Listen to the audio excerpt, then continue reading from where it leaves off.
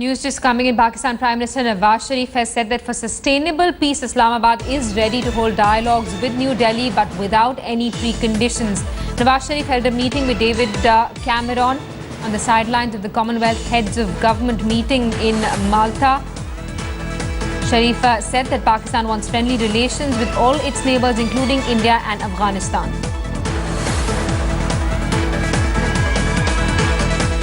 Let's get a word from our Deputy Editor Smita Sharma, who's with us live from our newsroom this evening. Also with us, Kaswar Klaswa from Islamabad. I want to come to you first, Smita. How important is this statement?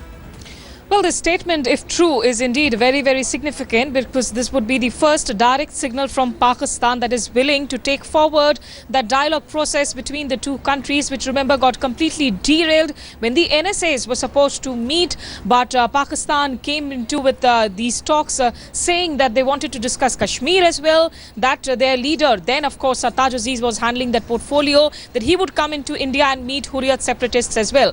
But what is important is this is, of course, Geo News here, not quoting particular sources, also saying that this was something that was conveyed by Nawaz Sharif to his UK counterpart David Cameron in Malta, where these leaders are for that Chogam meet, where Indian side, is represented by Sushma Swaraj, the External Affairs Minister. I've been in touch with the Indian delegation there. So far, there's been no exchange of pleasantries or a sort of a handshake as far as the Indian and the Pakistani sides go. And this has not been conveyed by the Pakistanis to India in any form. So unless it is communicated to the Indians directly through an official media, perhaps it will be too early to jump the gun and say that this will in fact lead to any sort of an early resumption of the dialogue process.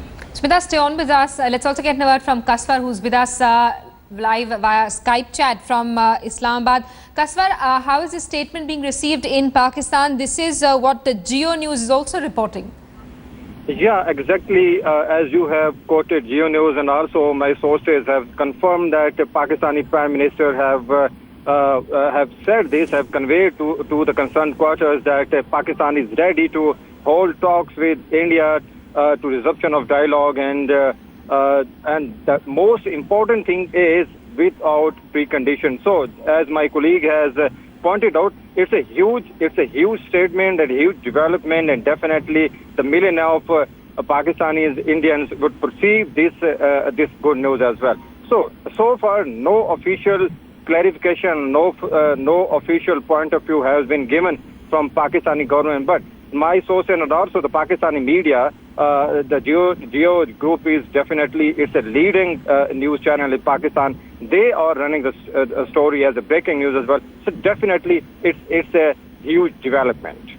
Right, Kaswa, stay on with us. Smita, I want to get you into this conversation once again. How important is this statement coming at a time when India and Pakistan are also looking at resuming cricketing ties? The PCB, in fact, has said that they've got a clearance from their government. The BCCI still hasn't been able to move forward because the Indian government hasn't given the series a go-ahead. Look, as far as cricketing ties are concerned, there are two sides to it. One of the reasons why the BCCI has been trying to push for it is essentially because it has commitments, of course, as far as the ICC goes. It has a future tour program for the both sides, commitment for the both sides to, of course, engage in cricketing games as well. But having said that, the BCCI, what it has essentially done is it has rolled the ball into the Indian government's court and showed it to the world. We tried. Now it's up to the government to really decide whether we can play cricket or not. Because as far as the Indian government sources are concerned that I have been talking to, none of them saying that there's been any movement forward on resumption of cricketing ties. But this statement of Nawaz Sharif, which is now being reported by Geo News, definitely comes at a very significant time, because from 24 hours from now is when both Nawaz Sharif and Narendra Modi will be in Paris for that UN-led COP21 summit. As of now, nothing officially, of course, decided that the two leaders will have a talks on the sidelines, a bilateral meeting on the sidelines. But after this statement, will Nawaz Sharif convey it directly to Narendra Modi? Will the two leaders perhaps be able to just do a little pull aside? Because when Nawaz Sharif goes back to Pakistan from Paris, he will once again be questioned if he dares to actually step back from the stated position of Pakistan, which they have reiterated on several occasions in the last, 12 months itself. Remember that foreign secretary level dialogue which was cancelled of last year in August precisely because of Pakistan's insistence to come and engage with Hurriyat leaders, on the eve of talks. So similarly, will Pakistan be able to really give up on those positions, not engage with Hurriyat leaders ahead of important talks? That's something that Nawaz Sharif will be, of course, questioned about when he goes back into Islamabad. That could once again change the very, in fact, tone and tenor of these statements if made really in that meeting with David Cameron. Right, and Smita, considering that we've got a statement like this from Nawaz Sharif, which is making headlines here in India and in Pakistan, is the Indian government also likely to at least respond to this statement in some form or the other?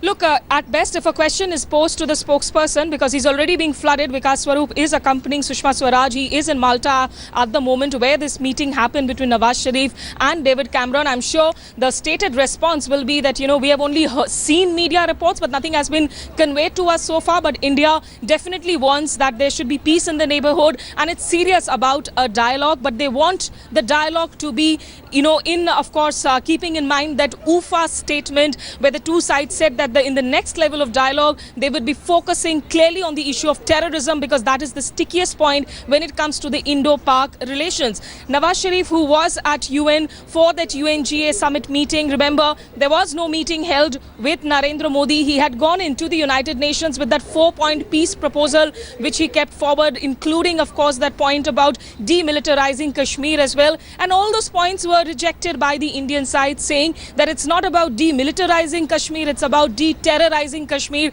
that Pakistan needs to do. So we will have to really wait and watch, because unless there is an official communication of this stated intent to New Delhi is not going to come out hoping that there will be an immediate dialogue resumption.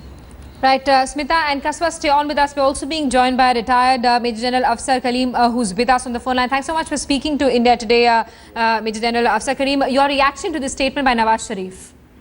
I think the problem is not about talks. The problem is about terrorism. And look what's happening in J&K. Every day they're infiltrating and doing all this. So the problem is about this talk can only take place conditionally or unconditionally. That's not the issue. The issue is that Pakistan has stopped its activities of terrorism against India. Absolutely, and it's not the first time that Pakistan has said that it's ready to go ahead with talks despite preconditions. We saw that happening in the NSA level talks as well. Well, that is just a statement.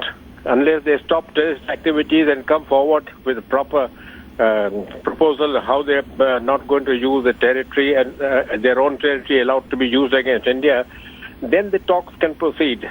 There has to be a basis of a talk. All right, Major General Afsar Karim, thanks so much for speaking to India today. We're also being joined by defense analyst Sushant Sareen on the phone line. Mr. Sareen, your reaction to this statement by Nawaz Sharif that Islamabad is ready for talks with New Delhi but without any preconditions?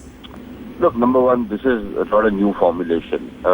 I think the second part of this formulation is more important, and I think it tells you of a challenge of English language, because they say we want talks without preconditions, and then the next sentence invariably is provided the issue of Jammu and Kashmir is going to be discussed foremost. Now, without preconditions, both sides had agreed to a certain roadmap and UFA. The Pakistanis reneged on that agreement. They backtracked on it.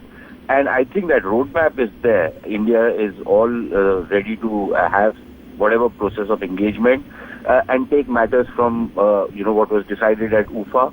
Let that roadmap play itself out. And that's the way to go. Now, if the Pakistanis want to keep changing the goalposts, I don't see how that will work on the ground.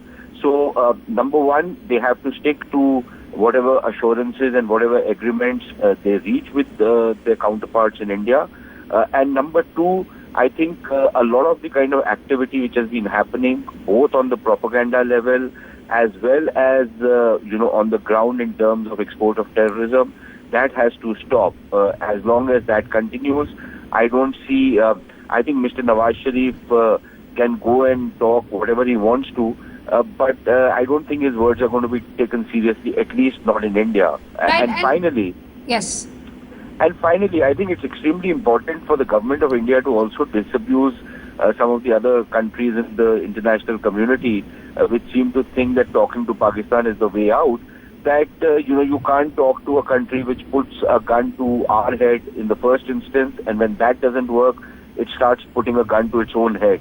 So if they want to commit suicide, that's their problem. But we shouldn't be asked to rescue them if they want to do so. But Mr. Sarin, would you say that there's an attitudinal shift in the way Nawaz Sharif is speaking, considering the kind of statements we saw from him during his trip to the US last month, where he accused India of constantly violating ceasefire and said that not once had Pak Rangers fired without provocation? No, I don't think there's any kind of a change. Number one, to some extent, Nawaz Sharif plays the good cop to the other Sharif who plays the bad cop, which is the General Sharif. That is one. The other thing is that Mr. Nawaz Sharif really has nothing in his store. Does he call the shots on foreign policy? Does he call the shots on defense? Can he order his army chief to desist from certain hostile actions which the Pakistan intelligence agencies and their proxies and their auxiliaries, terrorist organizations undertake in India? I don't think he has any capability of doing that. So whatever Nawaz Sharif says, I think it has to be taken with a pinch of salt. I don't think he's a credible interlocutor anymore, unless he proves himself otherwise, which could actually jeopardize his position in itself. So it's a bit of a catch-22 situation. I think we are in a cul-de-sac. I don't see how we're going to come out of it anytime soon, unless Mr. Nawaz Sharif, instead of just the verbiage which he throws at us, he was to take some substantive steps on the ground. Now, many of the Pakistani apologists in India keep talking about the initiatives he has taken. I keep asking them, please tell me a single substantial initiative which Nawaz Sharif has taken which has not been reciprocated from India. And I don't mean just the verbal volleys which come from his side to us. I'm not interested in his words. I'm interested in his actions.